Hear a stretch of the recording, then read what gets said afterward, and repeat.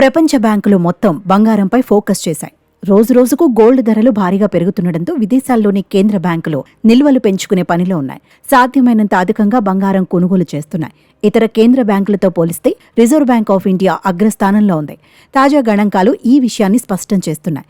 గత నెలలో కేంద్ర బ్యాంకులు రికార్డు స్థాయిలో నికరంగా 60 టన్నుల బంగారం కొనుగోలు చేసినట్లు వరల్డ్ గోల్డ్ కమిటీ ఒక నివేదికలో వెల్లడించింది. ఈ ఏడాదిలో ఒక్క నెలలో ఇంత అధిక మొత్తంలో కేంద్ర బ్యాంకులు బంగారం కొనుగోలు చేయడం ఇదే తొలిసారి.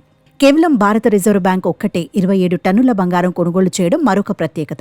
తదుపరి స్థానాల్లో టర్కీ 17 టన్నులు, పోలాండ్ 8 టన్నులతో విదేశీ బ్యాంకులు ఉన్నాయి. మరోపక్క గత 5 నెలలుగా బంగారాన్ని విక్రయిస్తూ వచ్చిన కజకస్తాన్ నేషనల్ బ్యాంక్ గత నెలలో నికర కొనుగోళ్లు నమోదు చేసింది. కేంద్ర బ్యాంకులు ఈ ఏడాదిలో ఇప్పటి వరకు 694 టన్నుల బంగారాన్ని కొనుగోలు చేశాయి.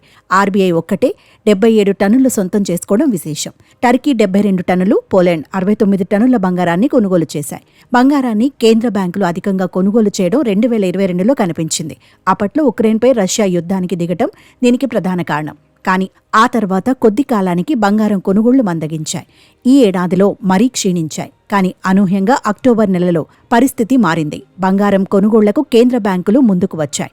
యుద్ధాలు, అధిక ద్రవ్యోల్బణం, ఇతర సవాళ్లను పరిగణనలోకి తీసుకుని రిస్కును తగ్గించుకునే ఉద్దేశంతో కేంద్ర బ్యాంకులు వ్యూహాత్మకంగా బంగారం నిల్వలు పెంచుకునేందుకు ఆసక్తి చూపుతున్నట్లు ఆర్థిక నిపుణులు విశ్లేషిస్తున్నారు.